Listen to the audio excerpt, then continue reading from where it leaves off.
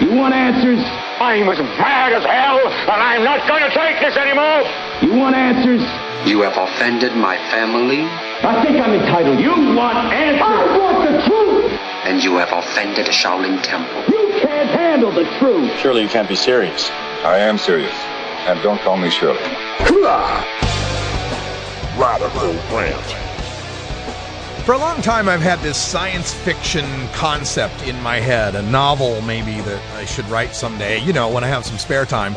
And it had to do with what it would be like if marijuana consumption, and here was the setup, is that the government, you know, trying to outlaw marijuana, trying to make sure they could bust people, comes up with a novel new way of genetically modifying cannabis so that anybody who smokes it would have a slight green tint to their skin.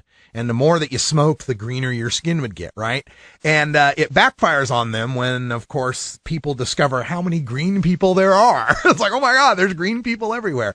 And it led me to this, you know, thought experiment about, you know, marijuana smokers as a people, as, you know, not being discriminated against. And I've used this in civil rights arguments before, where I've talked about, you know, the gay rights argument and the marijuana rights argument. A lot of the same parallels. Come out of the closet. Don't punish us for who we are. It's our bodies, what we do. People have the rights to be who we are. But that argument always gets hung up when people say, well, you know, you're not born a pothead. You know, you're born gay. You're born gay. And all but the most idiotic, you know, Westboro Baptist Church people will follow you on this, or black, right? You know, you're born black, right? But marijuana, you choose to smoke marijuana. And that always kind of hamstrings my argument. Although I do come back and say, look, we don't discriminate against people being Jewish or being Christian or being Muslim. I mean, legally speaking, right? We have freedom of religion in this country, and we have very strong laws, prohibiting discrimination against religious choice.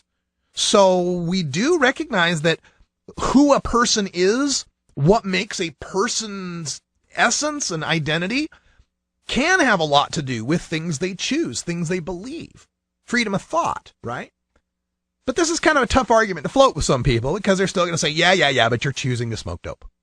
So this new study that I came upon, now of all places, this comes from Fox News. So I love it.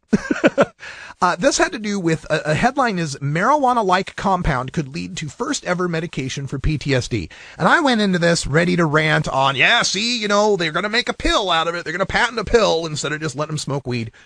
And that I've done that rant a million times. Digging into this a little deeper, though, I found something that was just, to me, mind-blowing. Pardon the pun, and you'll find out why. Here's the problem is they say there's no pharmaceutical treatments yet that have been developed for the specific treatment of post-traumatic stress. Now, researchers at New York University's Langone Medical Center, and I don't know if I pronounced that right, have utilized brain imaging technology to highlight a connection between the number of cannabinoid receptors in the brain and PTSD. Brain imaging technology. Check this out. The lead author of this study, Dr. Alexander Neumeister, who's the director of the Molecular Imaging Program in the Departments of Psychiatry and Radiology at New York University School of Medicine, said, quote, "The first line of treatment for PTSD patients is selective serotonin reuptake inhibitors, SSRIs, which is a class of medication generally used with good effects in people with depression. These medications do not really do the job for PTSD, so clinicians use anything else that's legally available on the market. They often use different classes of medications developed for things like depression, schizophrenia, or bipolar disorder, and the overall consensus is these do not work." End quote. Now, PTSD affects about 8 million people in America, 1.7 million men and of the 1.7 million American men and women in the military who served in Iraq and Afghanistan, about 20%, about 1 in 5, get diagnosed with PTSD. So this researcher, Dr. Neumeister, wants to test this idea because one thing that they find over and over and over again from people with PTSD is that they often report smoking cannabis and say that smoking pot works better than any other legal medication they can get their hands on. So to test the idea, they used positron emission tomography, PET scans. They did PET scans on the brains of 60 participants who were divided into 3 groups. those who had PTSD, those who had trauma but no PTSD, and those who didn't have trauma or PTSD. Right? Because it's interesting that, we say 1 out of 5 vets comes back, with PTSD. How is it that one guy serving alongside another guy on the front lines, seeing the same carnage, doing the same exact, things, living the same exact life, why does one get PTSD and the other one doesn't? So they have that middle group, right? People that had trauma, but no PTSD. So check this out. This is paradigm changing. The images revealed what the researchers had expected. The individuals with PTSD had higher levels of CB1 receptors in the areas of the brain associated with fear and anxiety than the volunteers without PTSD. Those with PTSD also had lower levels of the neurotransmitter anandamide, an endocannabinoid that binds to CB1. Neumeister explained that lower levels of anandamide prompts the brain to compensate by increasing the number of CB1 receptors, resulting in an imbalanced endocannabinoid system. Because CB1 receptors help regulate mood and anxiety, the scientists advise against creating medications to destroy them, as that would lead to depression. Instead, Neumeister said their PTSD medication would rely on promoting CB1 equilibrium. Neumeister claims the compound's very safe and does not come with the added health problems caused by chronic marijuana use. But let me go back to the other paragraph. Individuals with PTSD had higher levels of CB1 receptors in the areas of the brain associated with fear and anxiety. PTSD also showed people with lower levels of anandamide, our natural endocannabinoid. When we've been making jokes about needing to raise our endocannabinoid levels, these haven't been jokes. I believe this research is starting to show us that there are some of us whose brains are different. Some of us whose brains are wired differently. Some of us who do not have enough natural anandamide. Some of us that have too many CB1 receptors. And those of us that have that have found that using cannabis on a consistent basis keeps us in a nice state of equilibrium. This, to me, is as groundbreaking as discovering there are genetic links and brain differences between homosexual men and heterosexual men, where they find they have a greater that pathway between the two hemispheres of the brain. They actually find it's larger in homosexual men.